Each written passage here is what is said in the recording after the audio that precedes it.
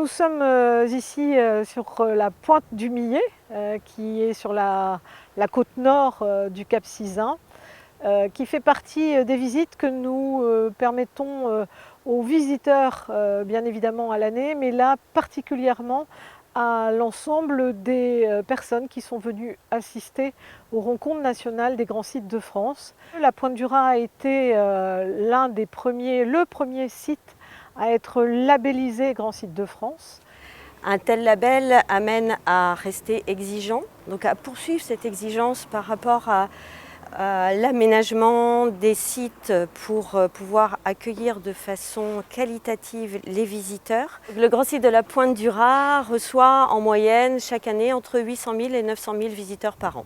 Ce sont des sites qui sont des sites emblématiques, majeurs pour le département, qui a la chance de les avoir sur son territoire. Alors avec 1200 km de littoral, donc un littoral très étendu, premier trait de côte en France.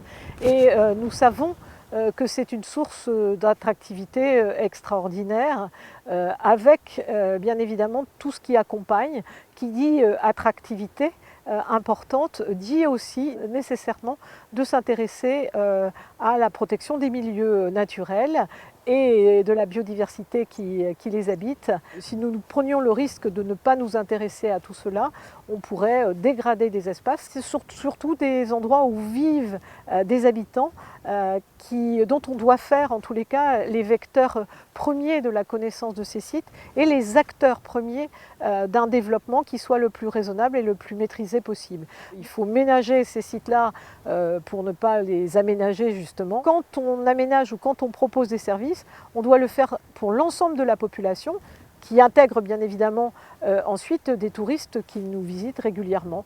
Mais ce sont de vrais défis pour demain. L'avenir de la Pointe du Raz, un territoire merveilleux où les personnes viennent chercher l'authentique, le remarquable, et à nous de faire en sorte que ce voyage vers cet authentique soit toujours le plus merveilleux possible.